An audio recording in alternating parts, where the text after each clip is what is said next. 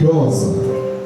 E o texto começa dizendo que Jesus estava no meio de uma multidão, e essa multidão estava ouvindo a palavra de Deus. No livro de Apocalipse, no capítulo 1, no versículo 3: bem-aventurado aquele que lê e os que ouvem as palavras desta profecia e aguardam as coisas que nela estão escritas, porque o tempo está próximo. Eu vou ler mais uma vez: bem-aventurado aquele que lê e os que ouvem as palavras desta profecia e guardam as coisas que nelas estão escritas, porque o tempo está próximo.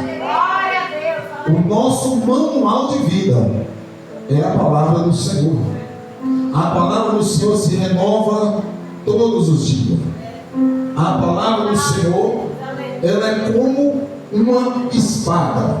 Diz a palavra do Senhor em Hebreus, no capítulo 4, no versículo 12: porque a palavra de Deus é viva e eficaz, e mais cortante do que qualquer espada de dois gumes, e penetra até ao ponto de dividir alma e espírito, juntas e medulas, e é apta para discernir os pensamentos e propósitos do coração.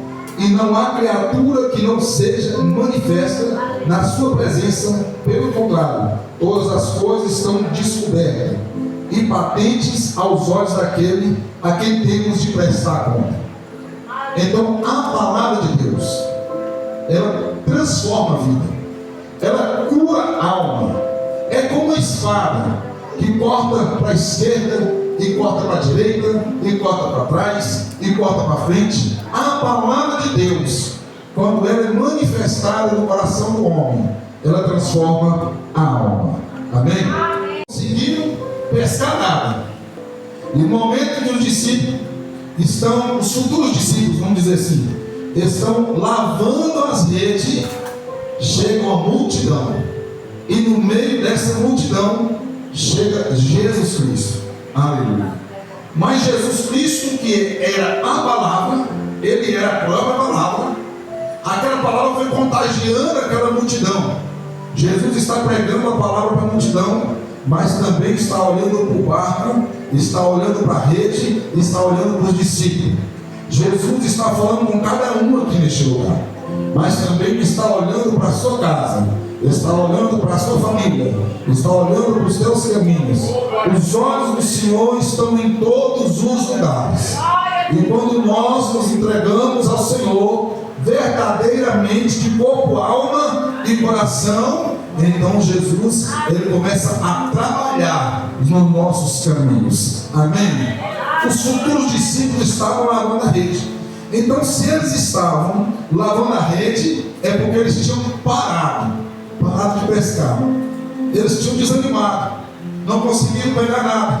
Então eles voltaram para a praia, como está dizendo a palavra do Senhor. E naquele momento, Jesus, ele fala para a multidão: agora eu vou pregar a palavra dentro daquele barco que está parado. E era o barco de Simão, era o barco de Pedro. Então Jesus entra dentro do barco de Pedro, e ali ele começa a pregar a palavra. E aquela palavra vai entrando no coração das pessoas, vai entrando no coração dos discípulos. Os discípulos estão lavando a rede, mas estão ouvindo a palavra.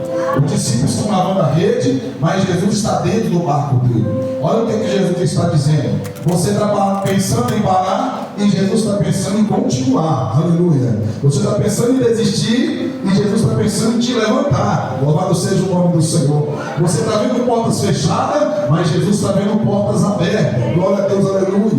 Você pensa que Jesus não está te vendo? Jesus sabe o que você está passando, sabe as lutas que você está enfrentando. Louvado seja o nome do Senhor. E Jesus deixou de pregar para a multidão para pregar para você nessa noite. Aleluia. Quem vê que Jesus está aqui?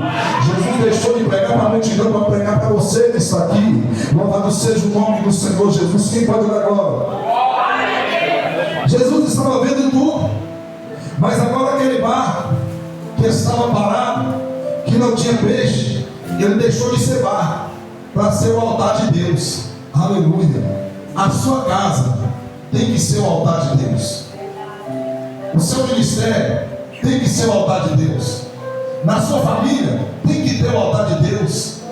Dentro do seu coração, é preciso constantemente ter o altar de Deus. E esse altar de Deus, ele só permanece na sua vida e nos seus caminhos se atentamente ouvir a voz de Deus, escutar a voz de Deus e o principal, guardar a palavra do Senhor. Se não guardar a palavra do Senhor, irmão, é um crente fraco, é um crente doente, é um crente que nunca vai ter conquista. Mas quando você entende que a palavra de Deus é a chave, é a resposta para todas as situações,